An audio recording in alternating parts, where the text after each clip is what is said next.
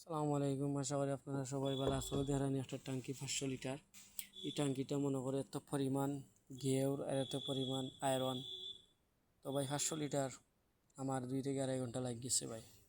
কারণ আপনি কইবে এত সময় লাগে এখানে, কারণ ভাই আমার মনে হয় ট্যাঙ্কিটা যে সময় ফিট করছেন এরপর থেকে মনে হয় আর ইউজ করা শুরু করছেন, এরপর থেকে আর পরিষ্কার করছেন না, এত পরিমাণ দাগ।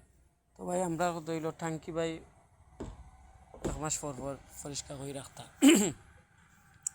কারণ ময়লা যদি থাকে বা গেউর থাকে ভাই, তাইলে ফাইব আইন তো ভিতরে, এই যে ফাইব আছে এগুলা, এটা ফাইবর ভিতরে আয়রনে ময়লা, তখন গিয়ে কি তো হয় ফাইবর প্রেশার কমে যায়।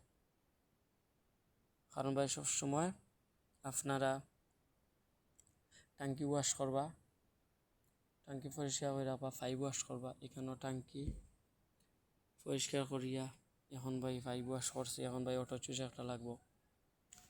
তো ভাই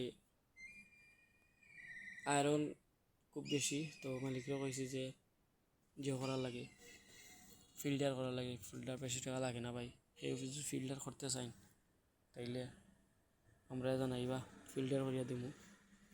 আর ভিডিওটা বেশি বেশি শেয়ার করবা। ভিডিওটা দেখার জন্য অসংখ্য অসংখ্য ধন্যবাদ।